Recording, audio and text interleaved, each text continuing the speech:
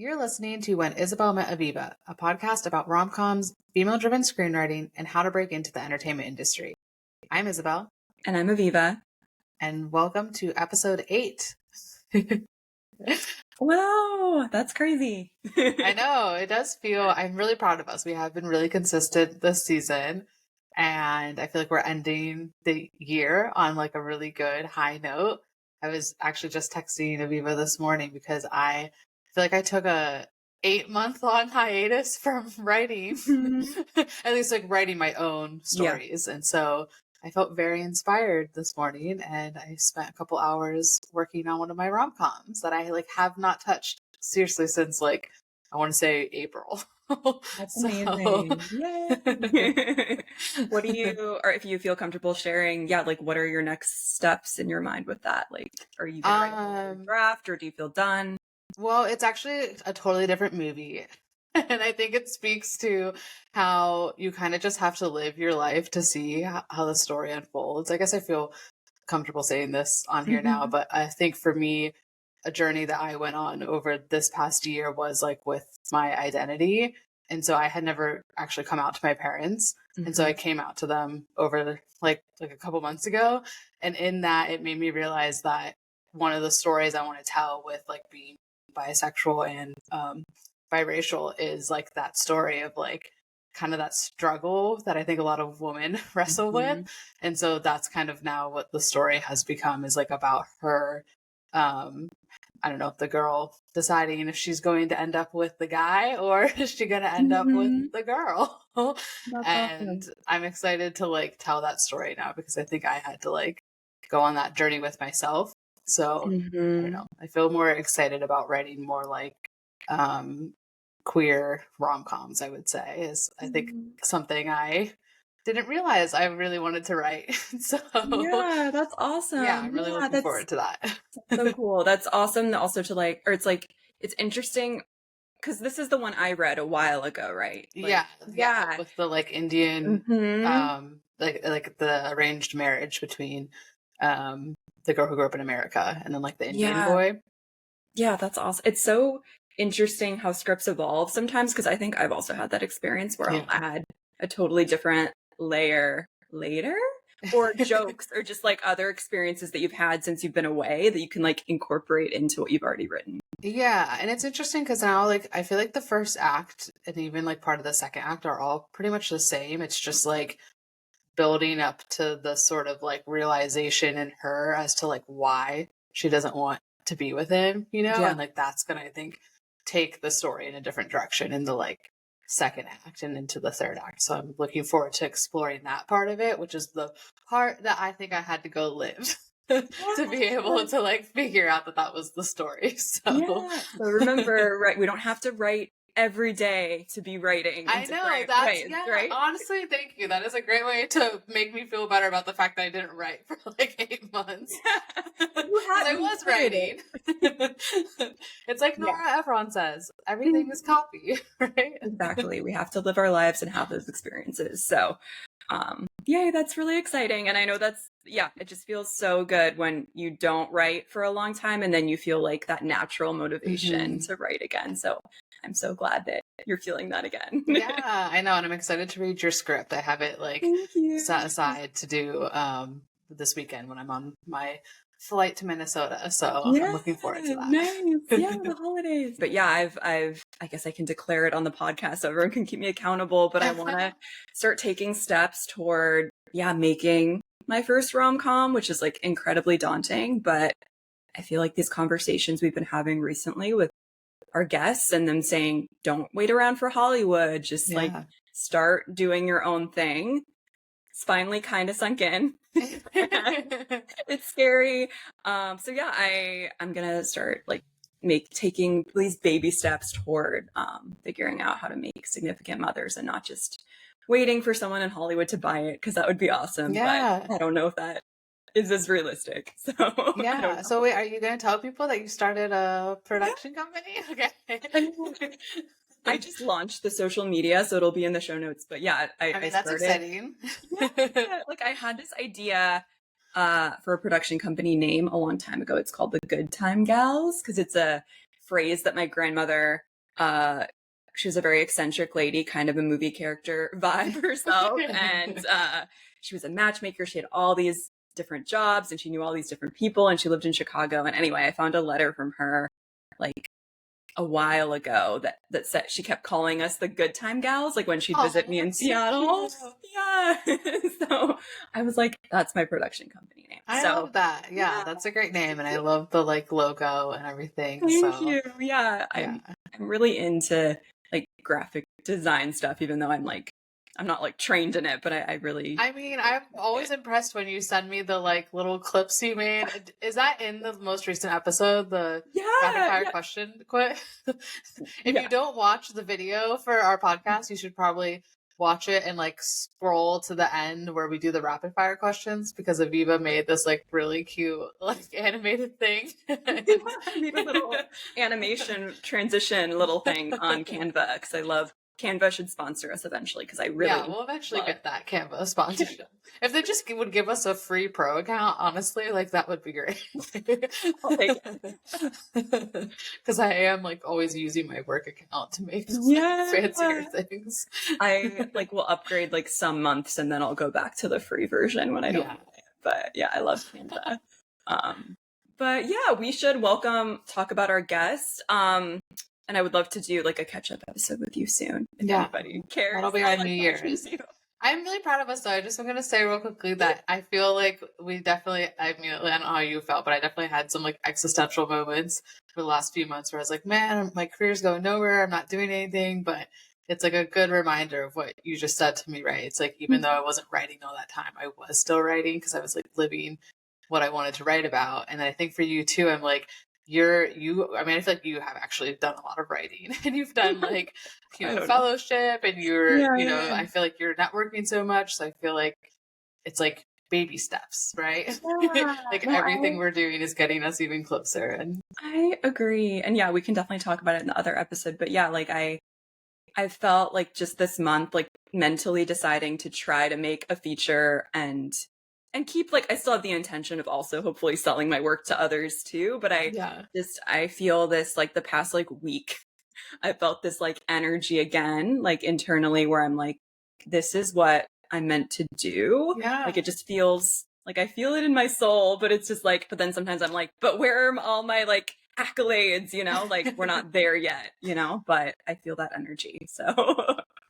And this feels like a very like, I don't know, good transition into our guest, right? Because I feel like you've kind of come into that of wanting to like have your own production company and make your own movies. And so Rosa. Yes, her name is Rosa Camero. And we connected on Facebook. You wouldn't think Facebook is the place to network in the screenwriting world, but it kind of is lately for me. I was going to say, I feel like, like the last few people we've talked to, we met on Facebook, right? Or you just don't, sometimes I think of Facebook as kind of like a past social media that no one really entirely uses. But I will say like, there are a lot of screenwriting, filmmaking groups that are like very active and I have connected with people. So I think, I don't remember which group, but Rosa and I connected through me. Like, I post about every episode of the podcast, like in all these groups, and they're probably like annoyed with me.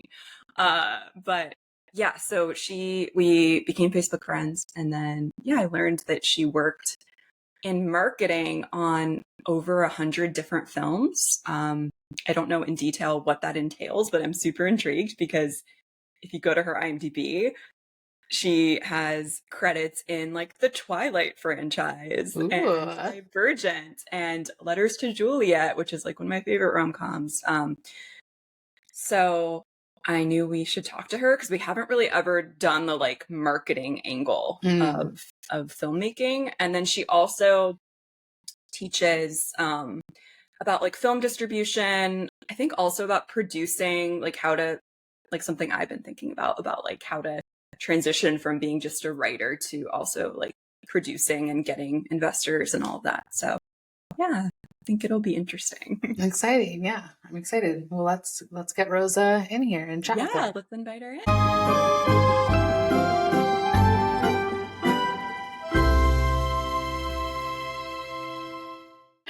All right, awesome. Well, thanks so much, Rosa, for being on our podcast today. It's really great to meet you. thank you for inviting me and for having me. It's such an honor and amazing that that you have invited me and I'm here. Yeah, I was saying in the intro, so we met on Facebook, which has been kind of a place where I've connected with more writers and film people lately, so that's fun. It has a really good communities. I think Yeah. Facebook as social media, like as a social media tool, is kind of like, I think, is dying, but communities are great there. I mean, it works really, really well. Community Facebook groups. I mean, you Yeah, can find all kind of communities there.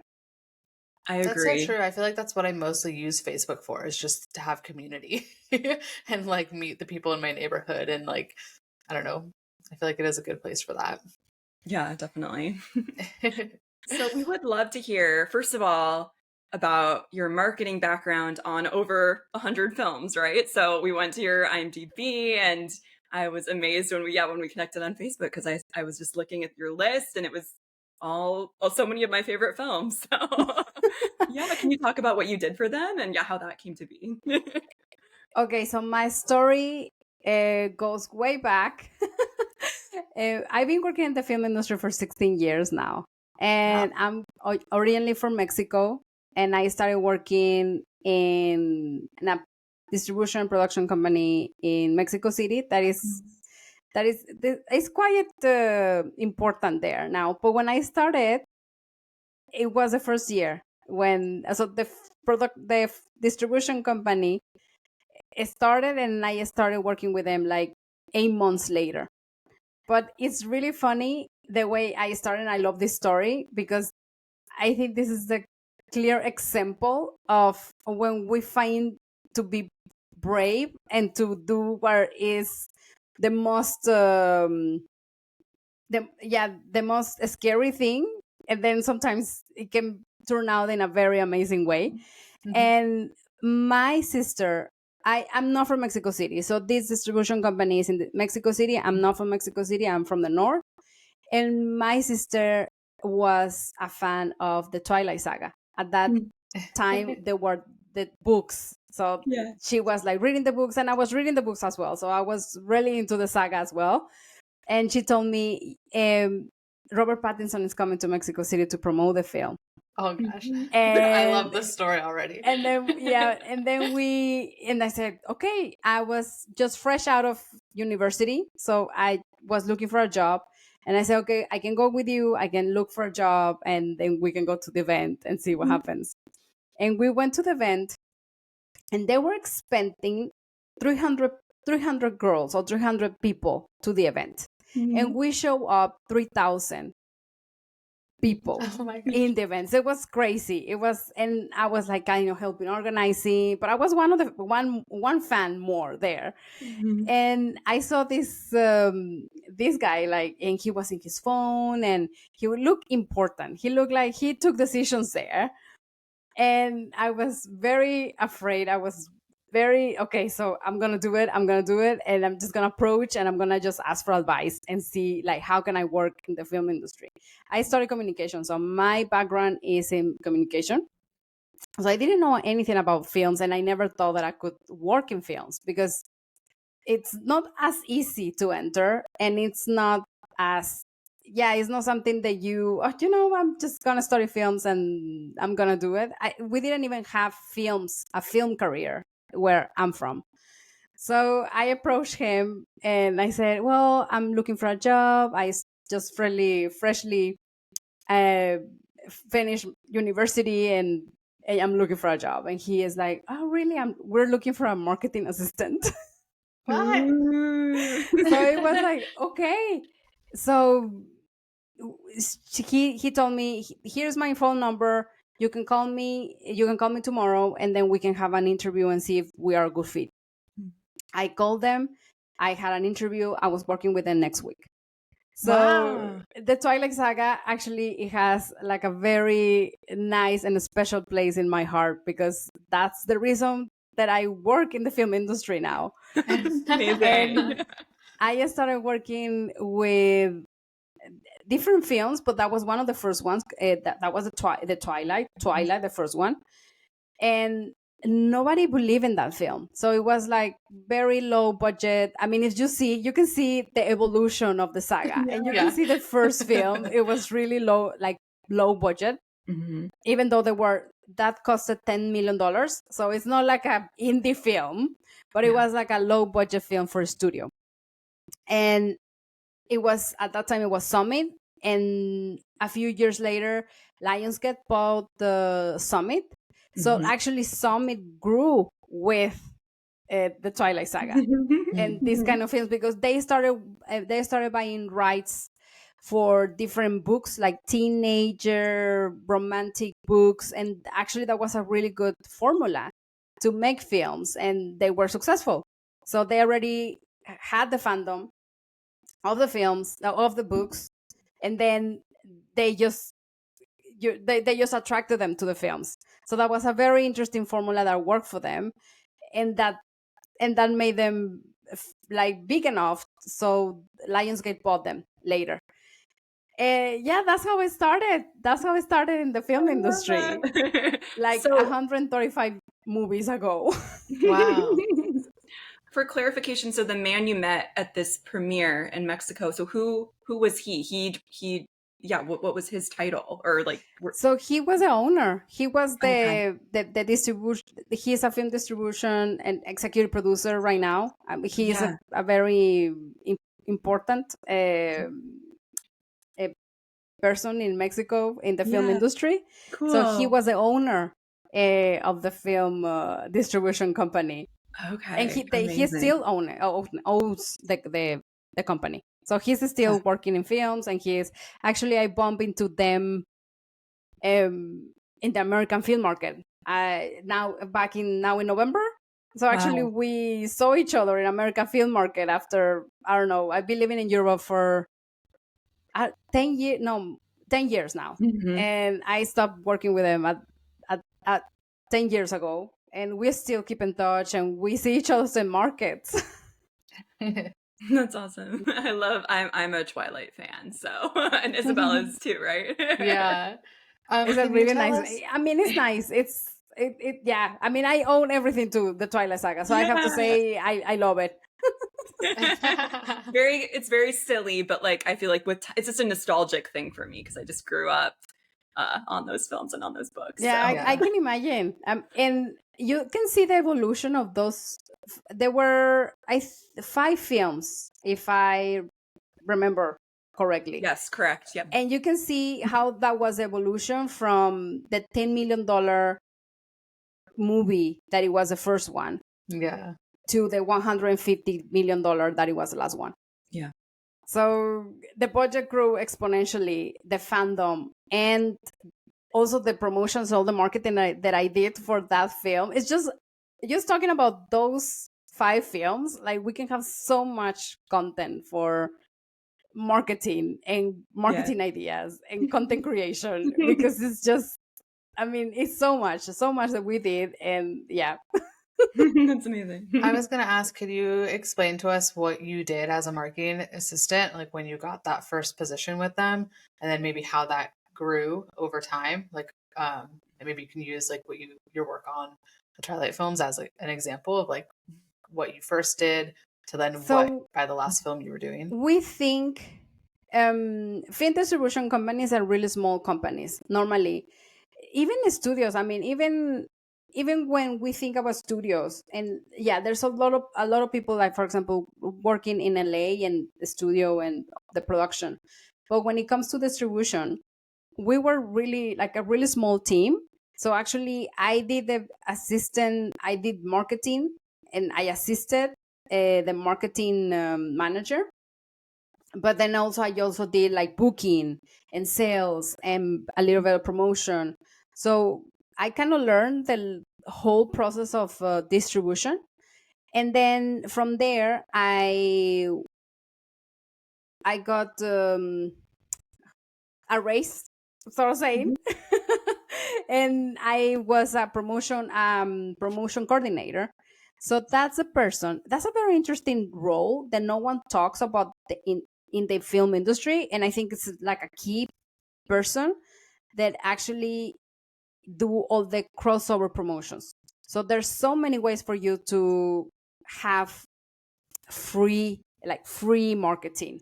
It's not free, but you do alliances and you do crossover promotions, so you have collaborations with other brands, and actually works, and they're interested. So what I did is I did exchange with different brands, so we could have I give them premieres, and then they gave me something in return, something juicy in marketing.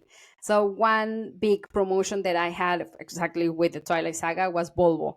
So the Volvo cars, they were all over. So especially one car that was Edward's car, that was a Yeah. Volvo, and it was all over the Twilight Saga. And actually, I did a promotion with them where they gave away several cars.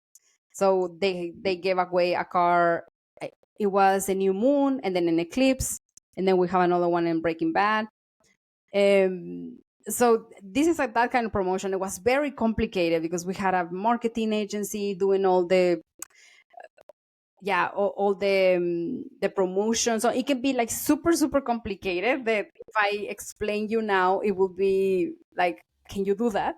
But then other promotions where I gave a premiere. And something that I like to explain is I normally brought a magazine, for example, and then I brought like a tennis shoe, and then the tennis shoe gave away some pair of shoes in the magazine, and the magazine gave away free advertisement space for them to give the shoes, because they wanted to have like something special for the readers. And then they mentioned the film. So Okay. that's the way that you can do some promotions inside the film industry and for your film. So it's just, I always say to my clients, instead of you using all your energy trying to grow your social media and your following, and it's a lot of work, but if you don't have enough time to do that, or you don't want to do it, or you don't have the time to do it consistently for the next 3 years, then use others people audiences. So what you do is you do have these collaborations and these promotions. So their target audience, that is your target audience for your film, talk about it, and they get to know your film. Mm-hmm. Yeah, that makes sense. I have another follow-up question about, so it sounds like you're talking about promoting the film once it's made, but then also were you involved, like on your list of films, doing product placement stuff for when it's like, in pre-production? Like, did you ever do that? Like featuring a certain product or something in the film?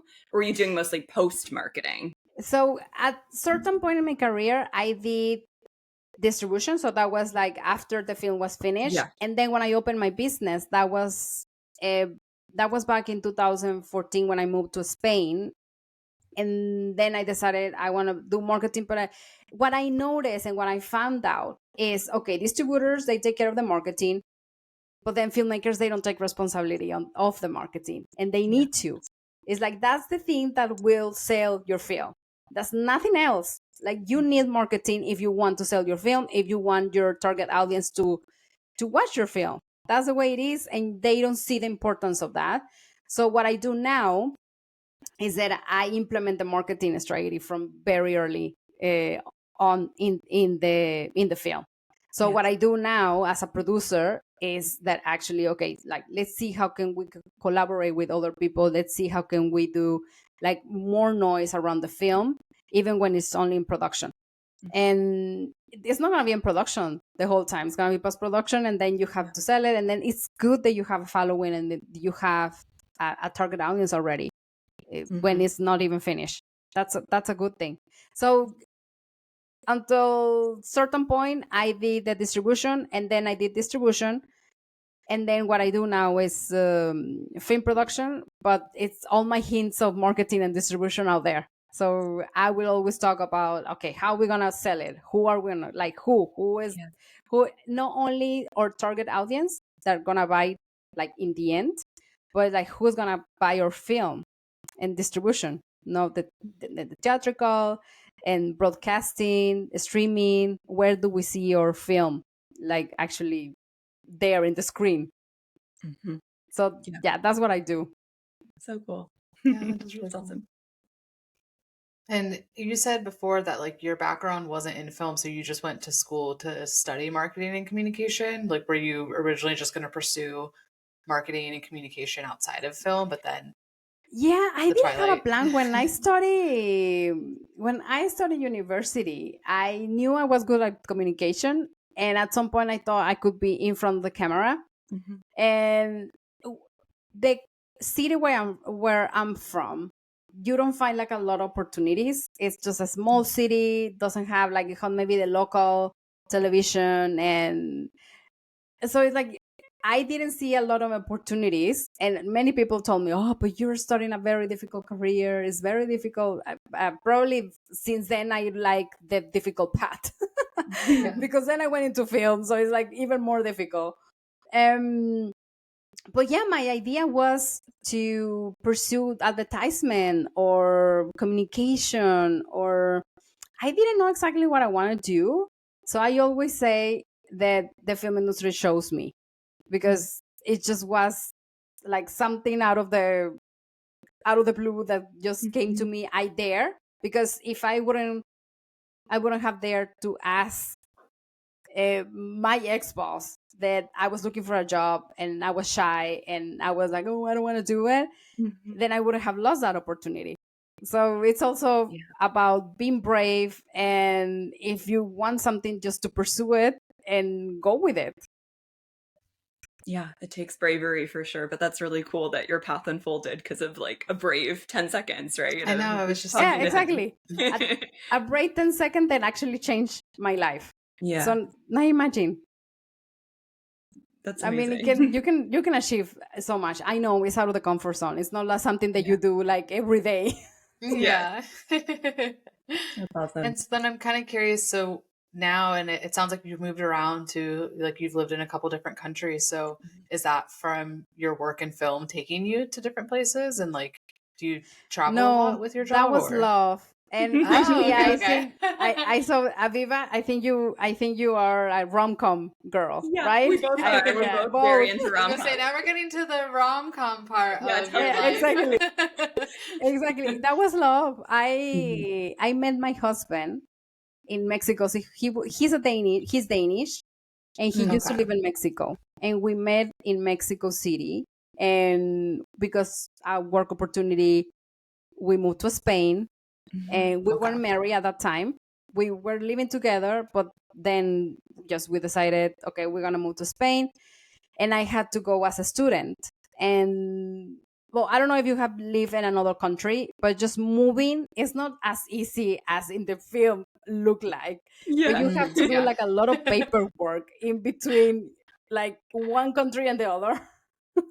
It's not So like Emily in Paris. She just like wakes Yeah, up the Emily in next day Paris. and lives in yeah, Paris. exactly. That's not the way it is, because you really need to do like a lot of paperwork just for your visa. And oh yeah, it's just it is overwhelming just living in another country and doing all those things. And I went as a student to Spain, and yeah, and then we decided that okay, we are right to each other, we get married. And in between everything and getting married, I had a cultural shock in Spain. It's weird because we had, I mean, we speak the same language. I kind of thought that we had kind of like the same culture, but it's not. It's very different.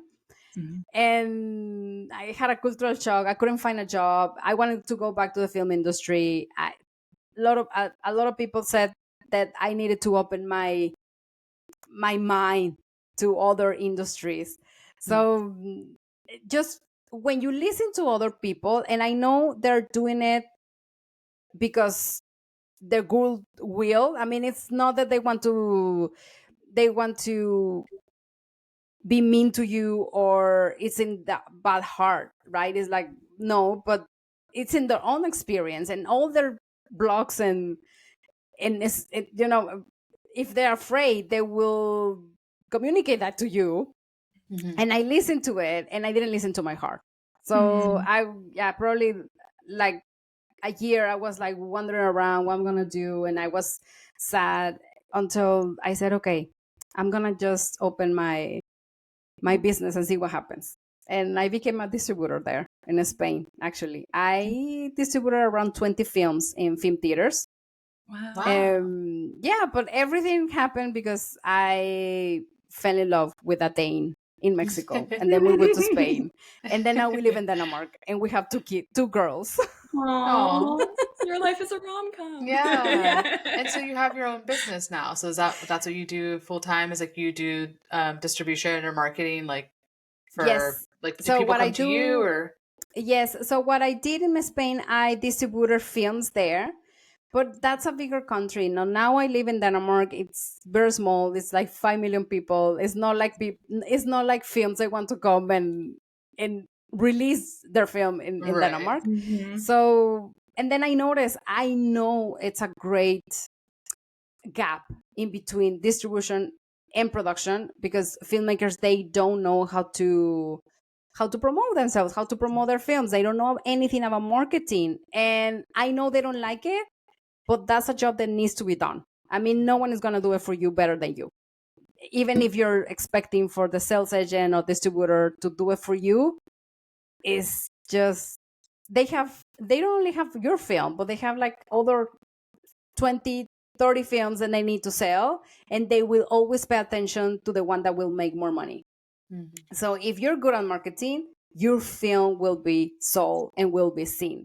So for me, it's a mission to help filmmakers to understand the business side of the film industry, so they can have more power in their films, and they can reach their target audience and have more possibilities and more opportunities. A lot of our listeners are writers like Isabel and myself, and I'm curious about your perspective and advice for when we're thinking about making our own stuff. That's something that I've been thinking about lately, is like producing my first feature. And I'm wondering, what is your advice for that transition? Like getting investor advice, just like general advice for producing. So you want to open your own production company because you want to produce your own your own writing, your own projects. And what do you have until now? I mean, what would be in your mind? What would be the process? Like how to start? I mean, I'm starting from scratch, but I have a script. Okay. Connections. And I have a production company name. And then also I'm making a pitch deck right now. So when I approach people eventually, to kind of have a visual of what I'm trying to do. But I am starting from scratch. So, and just all the interviews we've done, those people have inspired me. But yeah. But what would be the actual first step, I guess, for both of you? Like, who would you pitch your pitch deck to? So it's different when you have a business. I'm telling you from the both perspective. So you have the business and you have the production company. It's not only about the pitch deck, but you have to take care of bookkeeping, marketing for the business, so many things like networking and all this. Like in the end, the film or your projects overlap with your film business. But my advice to filmmakers is don't separate both things, because then you're doing like a double job. Then it's like there's the film, and then it's a production company. So it's better to be together. And if you are trying to put together your film because you already have a script and you're ready to produce it, it's not only the script, but you have to package the film. So the way, and you will hear a lot in the business or with investors, like, have you packaged your film? And they always talk about this packaging. So it's like, what is this packaging thing? And the packaging thing is like having a business plan. This means that you know how you're going to make the money, but also how you're going to pay the money back to investors and how much money they will receive, like return on investment.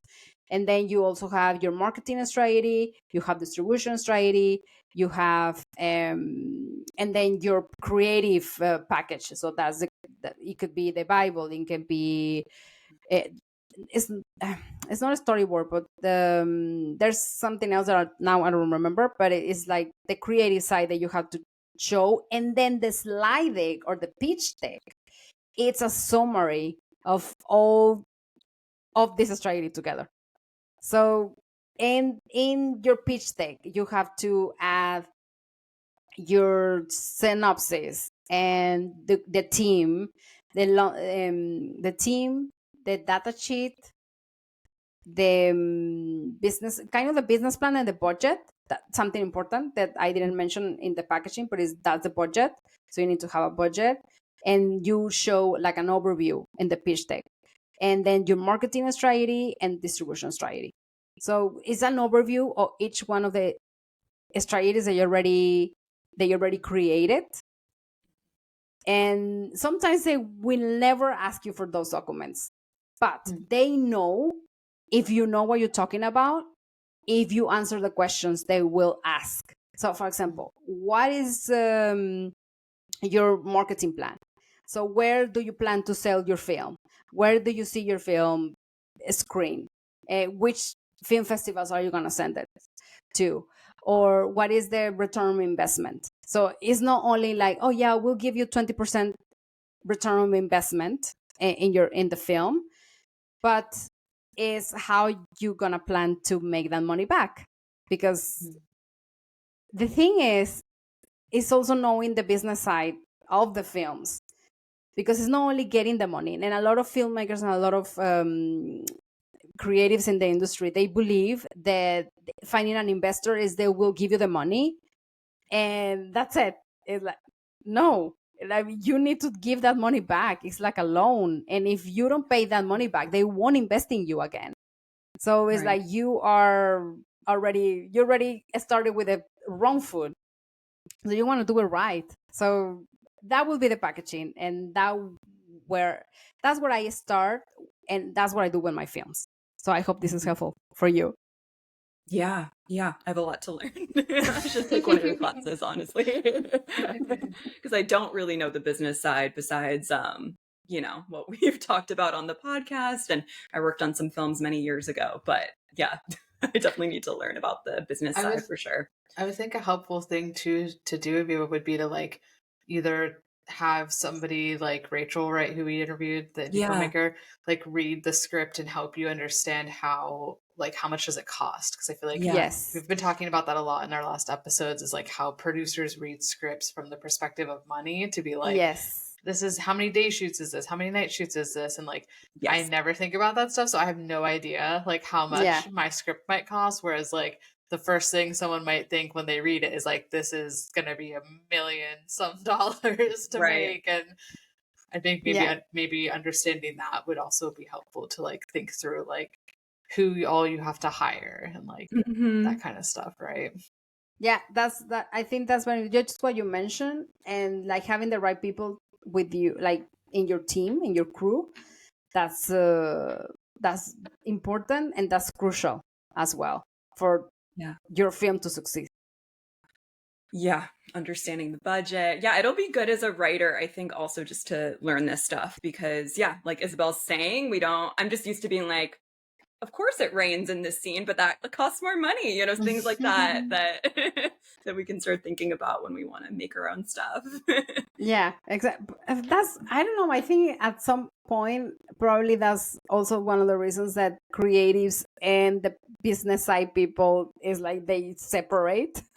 They kind of like, there's like an invisible line in between. It's just because also if you keep thinking about the money when you are writing something, then I don't think you will flow. I don't think it will. The creativity will be as clear and as pure than like just thinking about the money.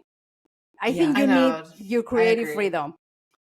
To me, that's such a like difference between a writer and a producer, right? Is like writers, the whole kind of point to me is that like we go into the world, we dream all of this, and we let ourselves go wherever it's going to go. And so I don't know that I necessarily agree with the idea that like you should write like a producer fully, right? Because I do think there's like a balance to like the movie actually getting made, right? if it's like, kind of insane. But I also think that that's like part of the creative process, like you're saying, Rosa. It's like you kind of would get out of the flow if you kept thinking like, oh, I can't do this scene because it's going to cost a ton of money. So then you get so good at producing, and then you get Mhm. so good at having the right contacts, and they're going to give you the money that you can write whatever you want. Yeah. Yeah, that's a good point. I had a question, about, so like when you're talking about thinking about distribution from the beginning and all of that, like, I don't even know how to word this question. Just how can a movie make money effectively? That's kind of a big question, but like how can we think about that strategically from the beginning as when we're transitioning to producing? So I think first is just knowing and having like a general knowledge of how the business side works. Yeah. And then be really realistic with your budget, and at the same time with your investors, so you know how much money you have to give back. And don't procrastinate in the marketing, because that's the one thing that's going to sell your film. But it's not only you don't only think about one film. It's like you think about the film that you have right now, but you will move on from that film, and that film will kind of die in 2 or 3 years. Probably, maybe it will keep making money if it keeps selling, but normally a film is like 2-3 years, and then also the creative is just like tired. They want to move on with another project. So it's like sometimes those, it's like creative, like especially if, directors, film directors, producers, there is like more creatives in them. They are ready to jump into another project when they finish one film. It's like I'm already like in my third project already. But what you can do is just build your brand, build your following, keep talking about it. Don't split or don't go too many places. Don't spread yourself too thin. And the way a film, and answering your question, each film is different. Each film can make money in a different way, but just knowing who is your target and talking to them and making them interested in your film. I mean, that's the first step.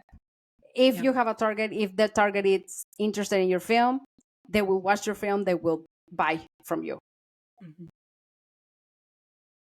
Yeah, but that's not, I cannot tell you, oh, but you need to do like, just I'm thinking, yes, there's a traditional path, and the traditional path is you produce your film, you have maybe a sales agents, you have a film distributor, and they're the ones in charge of selling it to different platforms. It can be different streaming platforms, it can be broadcast, it can be other types of streamers. I mean, that's the way you do normally money with your film. I was just thinking, how has like social media sort of like played a role now into like what you do? Because I feel like I was just kind of thinking, how do most people find out about a new movie, right? And I feel like a lot of that is seeing the trailers or like on the internet or like in advertisements, or like I don't know, like if you follow an actor that you really love and then they promote it. But I kind of would be curious to see like, is a lot of marketing and like promotion done on social media, or is it still like in the traditional ways, I guess, that I think it has maybe grown. I mean, it has grown so much since, for example, since I started, it was like more in the traditional way. And then from there, I think it has evolved so much in the social media world. I mean, the way you do marketing right now is not the same like 15 years ago. And social media has a lot to do with that. And influencers. I mean, actually, I had a training before our podcast today in my community, and I was talking about influencer marketing. So when I started, you couldn't find influencers. So it's like you kind of found these people, they had a lot of followers in a few platforms, and you invite them to collaborate with you. So I had a press event or a screening or event, and then I invite them, and they came and they talk about the film. And normally now that doesn't happen. I mean, they charge. They charge for a film. They charge for a video. They charge for mentions. They charge. It's a business now. So a few years ago, you could invite them and they could talk about your film for free, like kind of like PR. And now it's a little bit more difficult. And now you can find as well, before you found like a few influencers or a few YouTubers. Now, I mean, there's plenty of influencers that you can pick, and then you can pick from different following, Right. following how big the following is. So it can be even 10,000, 20,000, 100,000, 1 million. So is I think the influencer world has evolved like so much in the marketing and as well social media. I mean, you didn't have this kind of marketing before, but now you have it. And now that means that you can promote your film in a easier way. So it's not that you need to hire a marketing consultant to do that. You can figure out yourself. And then there's tools out there that actually, like myself, I am putting together. It's already a prototype, but I'm creating an AI film marketing and distribution assistant. So you can just chat with the AI, and then they will tell you what to do, and having a plan and things. So, I mean, I'm creating this because I know hiring a marketing consultant or hiring someone like me is not as easy for filmmakers. But if you have a tool that can help you with the next steps, then it will be easier for you to promote your film and to distribute it. Yeah. That makes sense. So interesting. Yeah.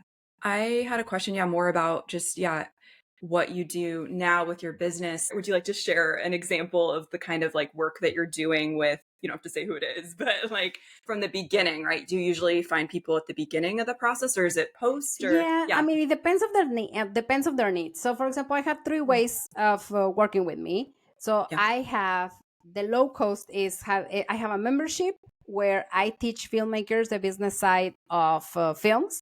So you have access to trainings, you have access to Q&A with me, you have access to other professionals that I invite to the community, and we should have a chat, and we have a WhatsApp group, and it's all about community and finding like kind of like the same goals, that is learning the business side of films. That's one of the tiers.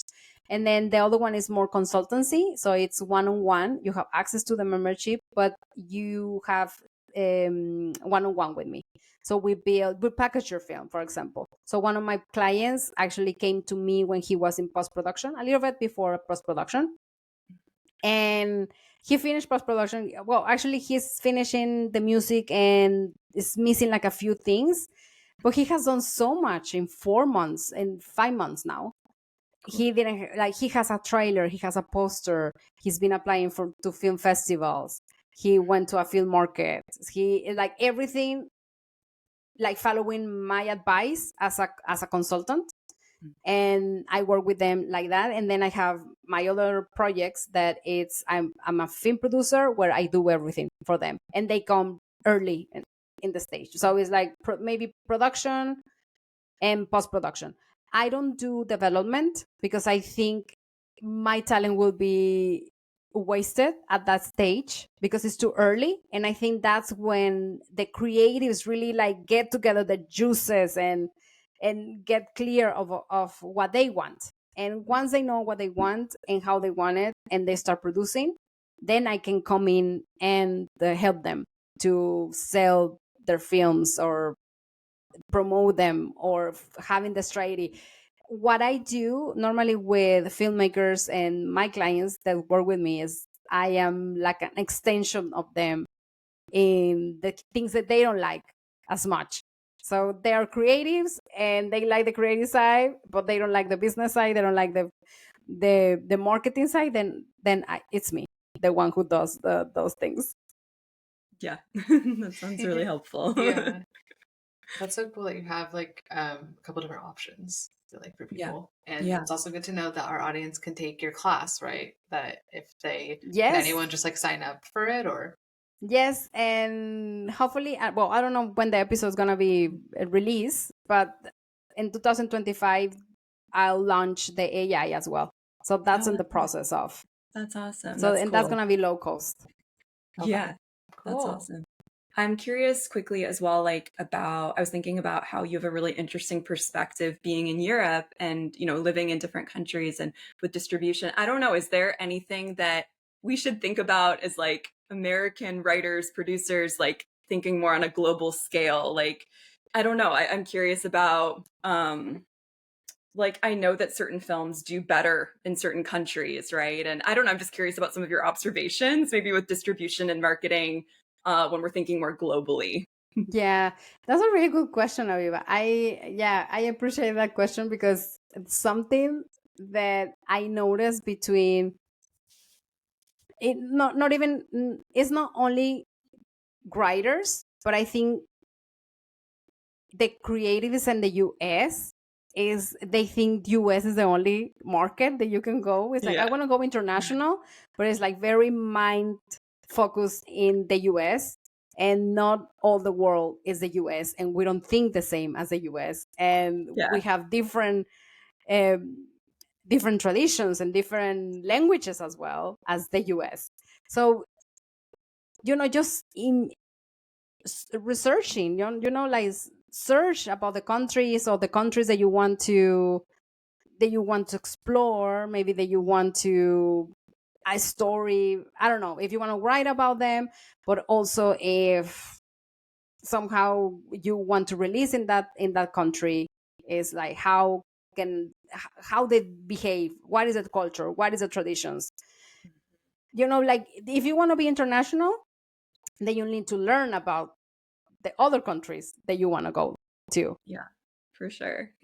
So it's like no self-center, and this is nothing wrong with nothing don't be self-centered. I think it's good, and you have a really good market. I mean, the US is a very important market in the world, so it's like if you make it there, I don't know if you have the thirsty to go somewhere else, but Yeah.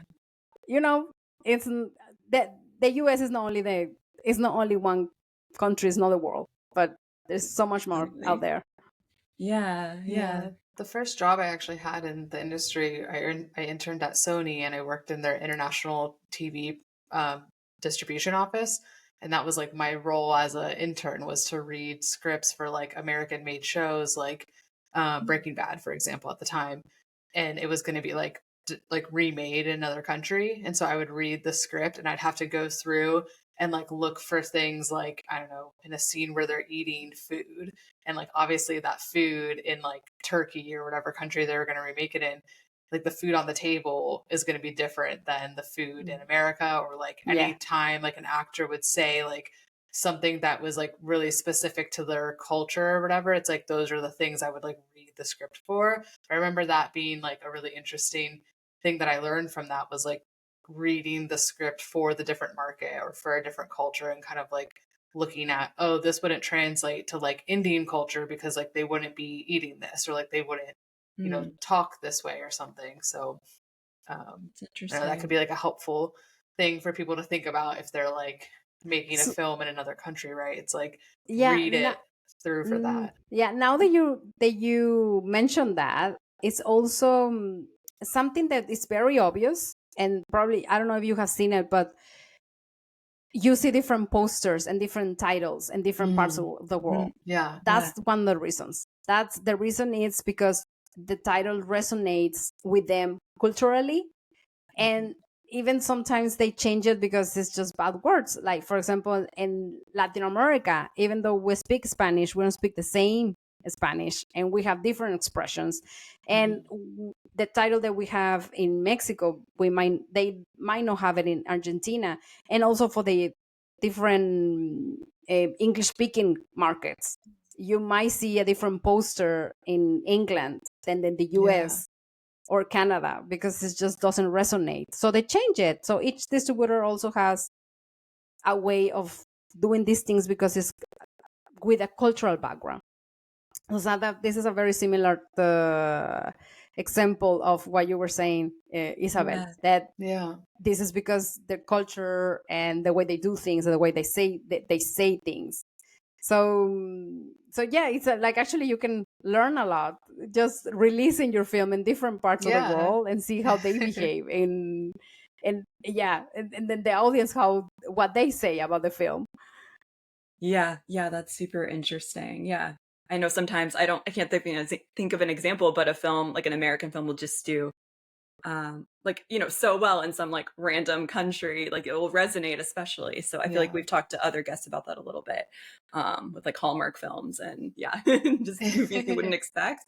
And also what comes to mind is just like during the pandemic, especially, I feel like we're a lot hungrier for international content because I just remember in the Netflix, I just feel like American audiences are a lot more receptive to like international material than we used to be. That's just I don't know, something I've noticed, like with like Squid Game and like things like that, just different content. Like we're okay with subtitles now and dubbing and all of that. So because we're all reading the subtitles on the American movies too. So yeah, true. Love subtitles. That's very interesting.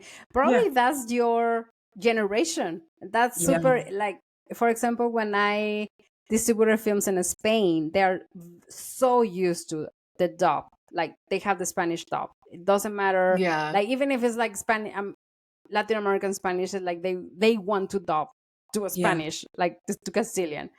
And that's older generations, but maybe younger generations, they are more used to the subtitles. And also we can see in the content, like the marketing, the video content is like you need the caption, because if you cannot hear it, then you have the caption, and then you're already making an habit of reading the text in the screen. That's super interesting. I hadn't thought until you brought it up. So it's that's the behavior. Yeah, I think it's changed. Dubbing like really annoys me actually. Like I always try to turn it off when I watch like an international film because I'd rather hear the language and just read what they're saying, Yeah, same.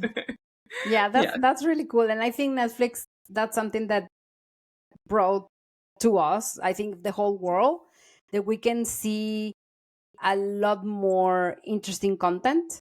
So it's not only the typical. The thing is that I think, I don't know if you have heard about this, the gatekeepers in the film industry.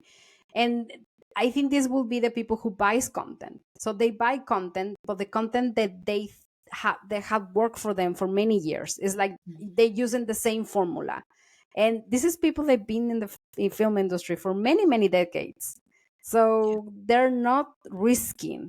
They're not doing like something more. Netflix, they disrupt the film industry. It was completely different. They kind of like, and now they are setting they're setting the way. But people who have been in the industry for many, many years, decades, it's just they keep doing the same thing, and they keep buying the same content. So we need more disruptive people in the film side, so they can buy disruptive different movies, so they can just showcase to the world.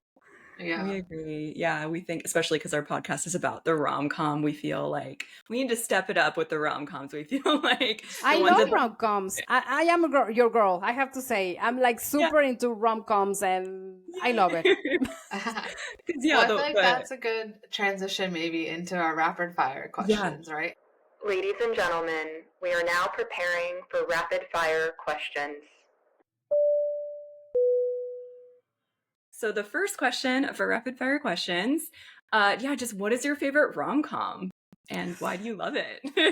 Yes, my favorite. I think my favorite film of all time, and I have watched it many times, is Flashdance from the 80s. Oh, wow. That's, I mean, I love it, and I also like it because it's like she dances, and I used to dance before, so I wasn't professional or anything. I was a cheerleader, so I think all the dancing films, and that normally actually the dance films that are actually also rom-coms. Yeah. There's like a lot of good they're dance films. romantic comedy slash dance. So yeah, Flashdance is my movie. Yeah. I kind of miss like all those dance rom-coms. Me too. I love dancing movies like Save the Last Dance. I Yeah, grew up Center loving. Stage. So good. Step Up. I would love. Yeah. Okay, do you have a favorite rom-com trope, like enemies to lovers, or I don't know, like the airport chase scene? Like, is there a favorite part of a movie that like you really love? I'm thinking about something like Pride and Prejudice. I Yes. love that too. Yeah. Same. I mean, that's one of like I also that I can watch that film like many times. I love it. It's so good. There's I a love scene, and this is what I think this is what you referred in your previous question. There's a scene when they touch, like I think she's I don't know, somehow I think he helped her and they touch. So they had like a physical contact. And Yeah. if I don't know if I read the book or I read something, that's because they couldn't have physical contact in the 18th century. It's like they couldn't, so that's why the women wore gloves because they couldn't touch men, and in that part they actually touch each other, and it was it's like if you know those details, it's like Yeah. they touch. Yeah, I love that. The Keira Knightley version. Yeah, so good. And as a Bridgerton. producer, Bridgerton. Bridgerton. Yes. Love it. All the seasons. I think the first one is my favorite. So I guess how could our audience like stay in touch with you? Like, do you want to shout out maybe like how people can sign up for your class or where people can find more information about your business? Yeah, I mean they can find me on social media. If they Google Rosa Camero, they will find my website and my different social media, so they can follow me. I'm on Instagram. I'm very active in not almost every social media, but I have Facebook, I have Instagram, I have TikTok, and LinkedIn. Like, even though sometimes creatives don't find very interesting LinkedIn, but actually the money people is there. Yeah, definitely. That's awesome. So it's a good place to hang out. A little boring, but I mean, at least you can show the people what you're doing there. Yeah. And yeah, I mean, if they want to have a call with me, I mean, I am open to it, and they can also reach out if they want to learn the business side of films. I'm just happy to teach filmmakers like how to make money and how to reach their audience. Yeah, that's awesome. Thank you so much, Rosa. I loved our chat. This has been an episode of When Isabel Met Aviva. Thank you so much for listening. If you want to stay up to date with our episodes, please subscribe. Bonus points if you leave us a positive review. You can follow us on all the social media channels. They'll all just be linked down below. It's usually at When Isabel Met Aviva. And we're on Blue Sky now as well, and LinkedIn. So if you want to talk about LinkedIn, I have to update my LinkedIn. No, I added our podcast to LinkedIn now, so you can put yourself as a co-founder or co-host and everything. That'll be a good holiday activity for me when I'm sitting at my sister's house with nothing to do. Yeah, I'll add it to the list. I'm into it. Just follow us everywhere. We'd love if you'd help us promote the show because we're still doing this for free. It's a passion project. We have aspirations to have sponsors that we align with one day. But don't forget to write and watch as many rom-coms as possible. And happy 2025. I think this might be coming out around then. Yeah, happy holidays. Yeah, And we'll you'll hear us in the new year. Yeah, we're not stopping. We're gonna keep going. We're gonna manifest everyone listening to this, we are manifesting that we are gonna interview Zac Efron next year. 100%. And then we will start introducing more rom-com male writers. Maybe. Yeah, I was thinking, maybe one a year. I love that. Because we still do really, sometimes I feel kind of like, oh, like it'd be nice to interview certain, male rom-com writers, obviously, but I do feel like, yeah, like there is such a disparity in percentages in the filmmaking world that I feel like I like our female-focused content for the most part. But Zac, you're invited. And we still want to make Isabel's movie starring you if you're listening. So yeah, we have so much to talk about with Zac. Yeah, we really do. He needs to read your script. We need to produce it. Maybe under my production company name. Who knows? Yeah. So, okay, see you guys soon. And yeah. Bye. Bye, everyone.